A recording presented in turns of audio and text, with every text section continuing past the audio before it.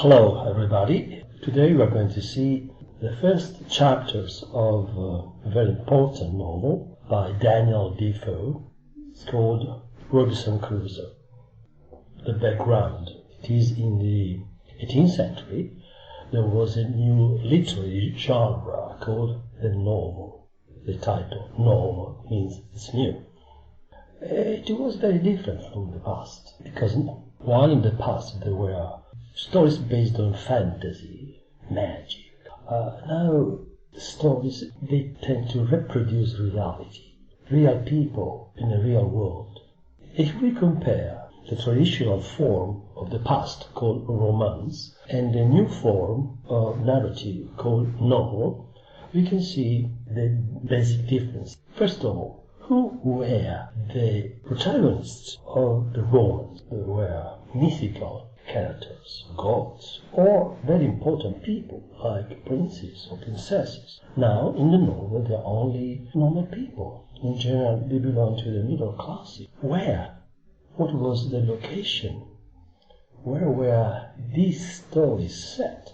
In the past, in fantastic places. Now, in the novel, places you can recognize here, in this land, in London, or in other parts of Great Britain.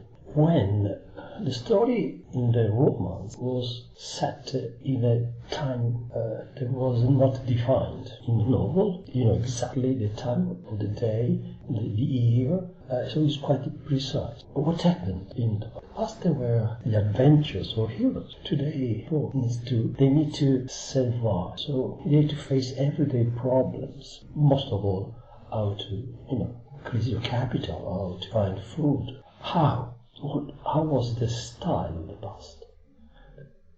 As romances were most of all from the court, they were quite refined in their style. Now the style is realistic. It's a communication for the middle classes in particular, so it must be appreciated by them. What was the reason for action in the past? Because there must always be a reason for starting a story, for doing something. In the past, it was for love, for honor, or for the glory. Now, it's basically survival, to find the means to continue, to survive in your life, or to increase your capital. What was the purpose of the writer of romances? As the audience was basically the court, they wanted to write stories to entertain the court. Now they have also a moral mission to criticize, review aspects of our society. And so there is a moral mission. Now, one thing that characterizes this new literary genre, the novel, is the use of realism. How can we say? Where can we find this realism? First of all, as we are going to see today, the description is supported by reference to time. It's midday, it's 5 in the evening. And also the place where the action takes place is described specific. For example, there are, how big this house is, the number of things, and also the distance from you to this thing with exact numbers, quantities. There's also, because it was important for the middle classes, the idea of money as a status symbol was very important. And so this idea is also present in the novel. And who is the protagonist, the new hero? Well, it's a person who is a practical person, not one who thinks of books or theories, no, just a practical person. Self-made. It is made by himself, without the help of any other person. Self-reliant. In other words, depends only on himself. Self-reliant. And one quality that is quite important is prudence and common sense. In other words, moderation. Use your logical mind. And this is quite in contrast with the adventures of the heroes of the past, who risked their lives for glory to achieve their purpose. So let's start with the life and strange surprising adventures of Robinson Crusoe. a mariner of York. This book is one of the first novels, and I think it's an example of what a novel is, because it has all the qualities, the characteristics we should find in a novel. Let's start. Here you're going to see some extras from the first chapters. Chapter 1. Starting Life. I was born in the year 1632 in the city of York, of a good family, though not of that country. My father being a foreigner of Bremen, who settled first at Hull. He got a good estate by merchandise, and leaving off his trade, lived afterwards at York, from whence he had married my mother, whose relations were named Robinson, and from whom I was called Robinson Crusoe. But by the usual corruption of words in England, we are now called Crusoe, and so my companions always call me. Now, this is the introduction, and we know exactly the time of his birth, 1632, where he was born, in York. What was the profession of his father? He was a merchant. And the origin of his name is half from his father and half from his mother. And it was corrupted because it was not an English name, difficult to pronounce, so it became Crusoe, Robinson Crusoe. Let's continue. Being the first son of the family and not bred to any trade, my head began to be filled very early with rambling thoughts. My father designed me for the law, but I would be satisfied with nothing but going to sea, and my inclination to this led me so strongly against the will, nay, the commands of my father, that there seemed to be something fatal in that propensity of nature, tending directly to the life of misery which was to befall me.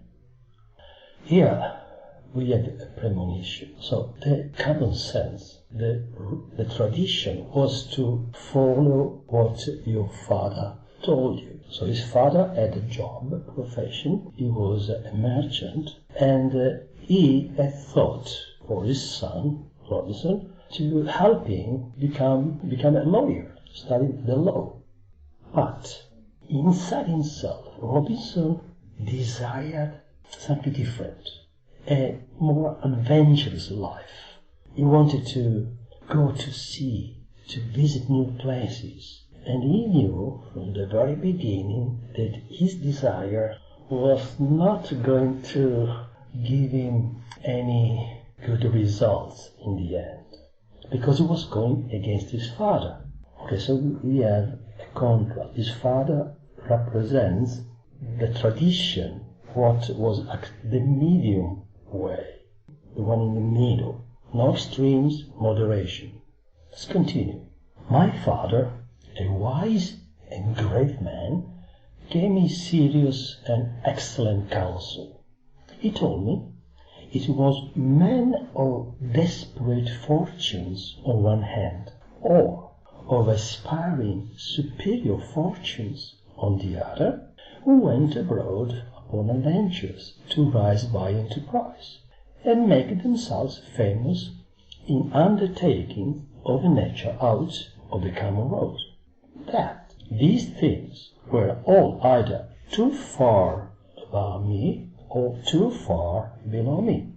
Then mine was the middle state, which I found by long experience was the best state in the world, the most suited to human happiness, not exposed to the miseries and hardships, the labor and sufferings of the mechanic part of mankind, and not embarrassed with the pride, luxury, ambition, and envy of the upper part of mankind. That peace and plenty were the handmaids of a middle fortune, that temperance, moderation were the blessings attending the middle station of life. Here there is a clear celebration of the middle way, of the middle classes. He says that his father was a wise person. He had a lot of experience. He knew what was right to do. And his father told Robinson that who are the people who go on adventures? Two categories. There are those who are desperate because they don't have enough money. They have problems with their survival, and so they go and risk their lives to improve their condition in life. Or, on the other hand, there are those who are richer than their family, the Robinson's family, and they want just to become famous, doing something exceptional. And these two categories are lower and higher compared to the middle class where Robinson is, because his state was the middle state, the one in the middle. And how can his father be so sure? Because by long experience. So his idea is based on experience, not on a theory. So he says that by experience he can say that the best way to find happiness, to avoid the hardships, a hard life, the best way to find peace and plenty, a lot of opportunities to increase your capital, was one that was based on temperance and moderation. That is, avoiding the extremes. This was the blessing of the middle class, the middle way. Now, what did Robinson do? I consulted neither father nor mother anymore, without asking God's blessing or my father's, without any consideration of circumstances or consequences. And in an ill hour, God knows, on the 1st of September 1651, I went on board the ship bound for London. All the story is based on this moment. Instead of listening to his father and to his mother, Robinson decided to listen to a voice inside himself, to a feeling inside himself. Not reason, but feeling inside himself. And without using common sense, without thinking of the possible consequences of his act, in an ill hour, that is, in an hour that was going to be remembered as a very bad moment in his life, and now there is the exact date, on the 1st of September, exact date. He went aboard the ship, he went to London in order to take another ship and to travel around the world. So this is, in a way, his original scene. Now let's move to chapter 3. Wrecked on a desert island. Nothing can describe the confusion of thought which I felt when I sank into the water.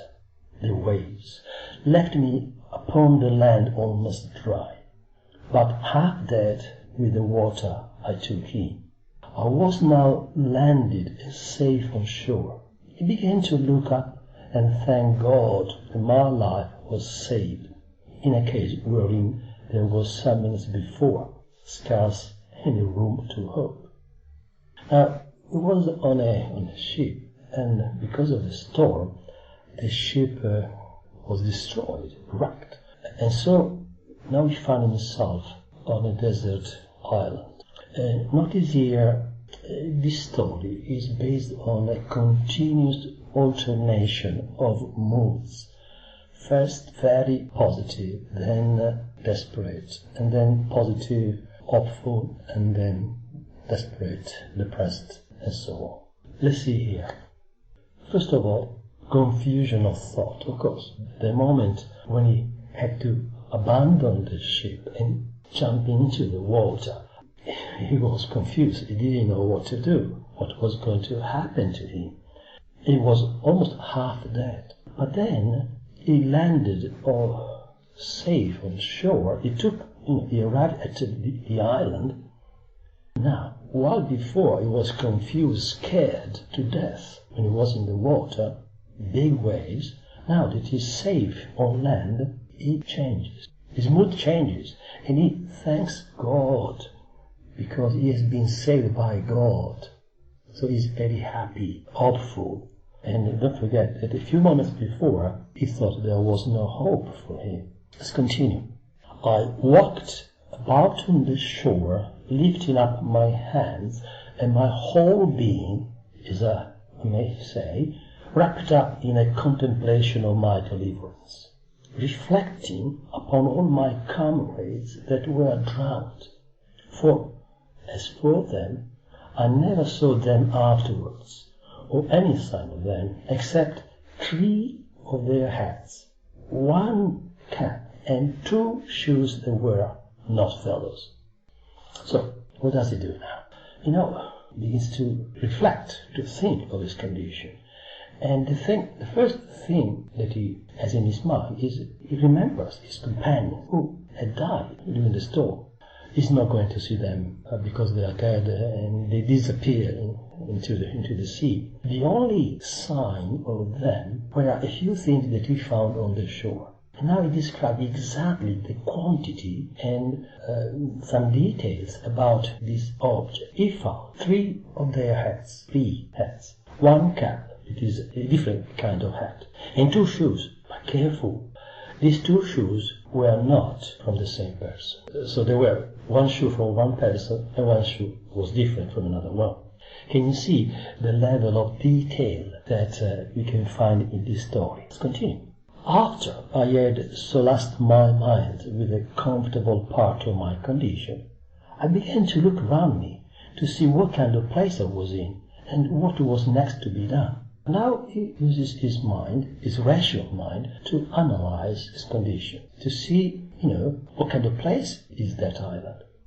And I soon found my comfort abate, and that, in a word, I had a dreadful deliverance.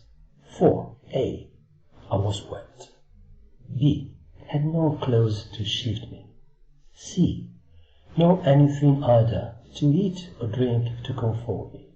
D, neither did I see any prospect before me, but of perishing with hunger or being devoured by wild beasts. That which was particularly afflicting to me was that E, I had no weapon, either to hunt and kill any creature for my sustenance, or to defend myself against any other creature that might desire to kill me for theirs. In a word, F, I had nothing about me but a knife, a tobacco pipe, and a little tobacco in a box. This was all my provisions, and this threw me into such a terrible agonies of mind that for a while I ran about like a madman.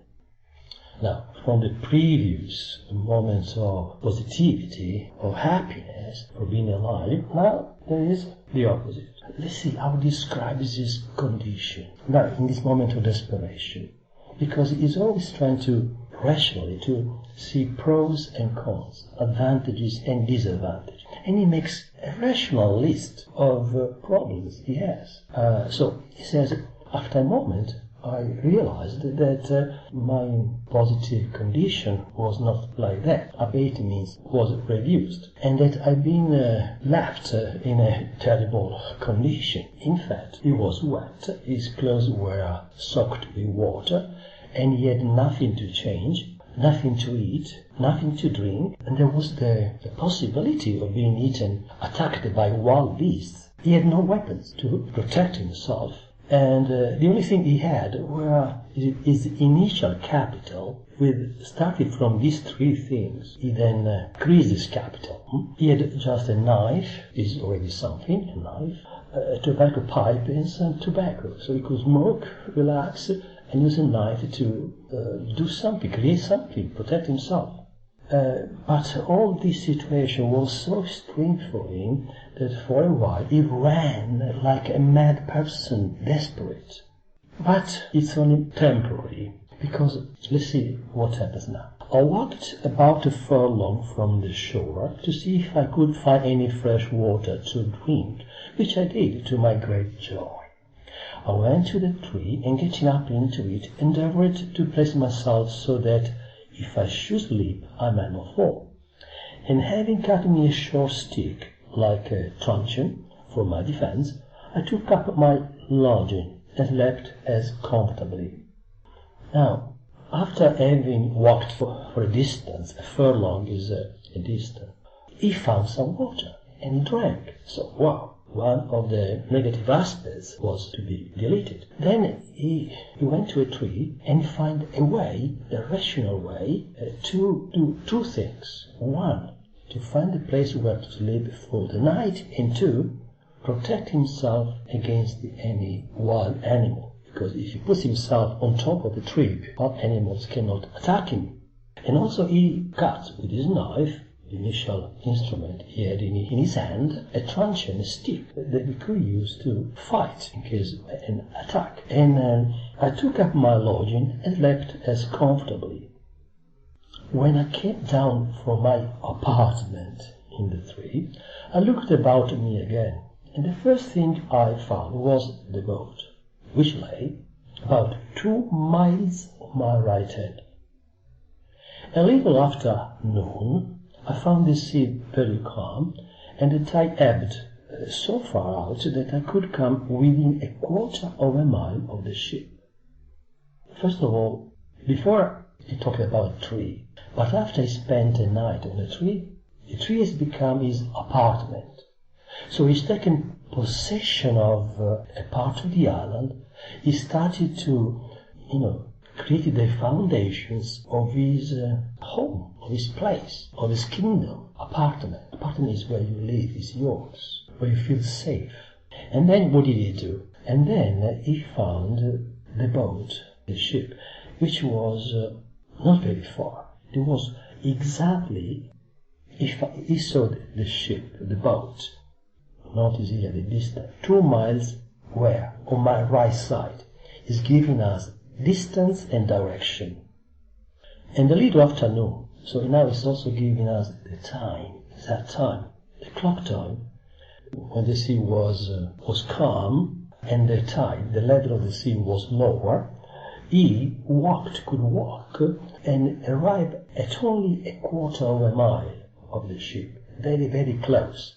So there was now only a little gap. Let's continue.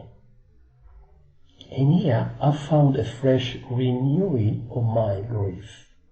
For I saw, and this forced tears to my eyes again, but as there was little relief in that, I resolved, if possible, to get to the ship. I swam round her twice, and the second time I spied a small piece of rope, and by the help of that rope I got up into the forecastle of the ship. Here I found that this ship had a great deal of water in her hold, but all a quarter was free, and all that was in that part was dry. It was in vain to sit still and wish for what was not to be had, and this extremity roused my application.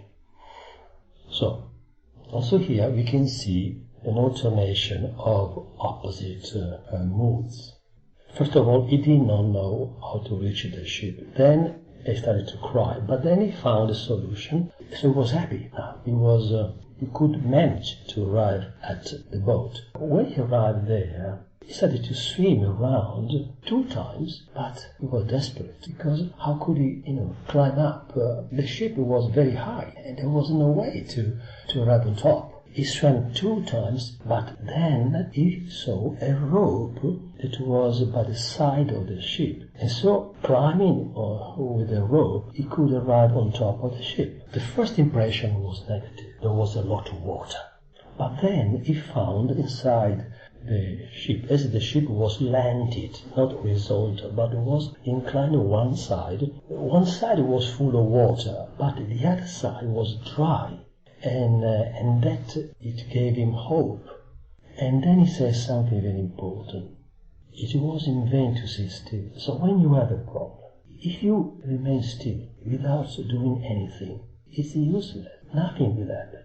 And so you have to apply yourself to do something. If you do something, if you're active, if you depend on your skills, if you are self-reliant, if you not wait and depend on others, you can find something. You can find a solution. This is the end of the first 2 chapters. There will be another video on the other parts of the book that will basically repeat, show again these basic ideas, that is, what are the qualities of a typical hero of the 18th century. See you next time.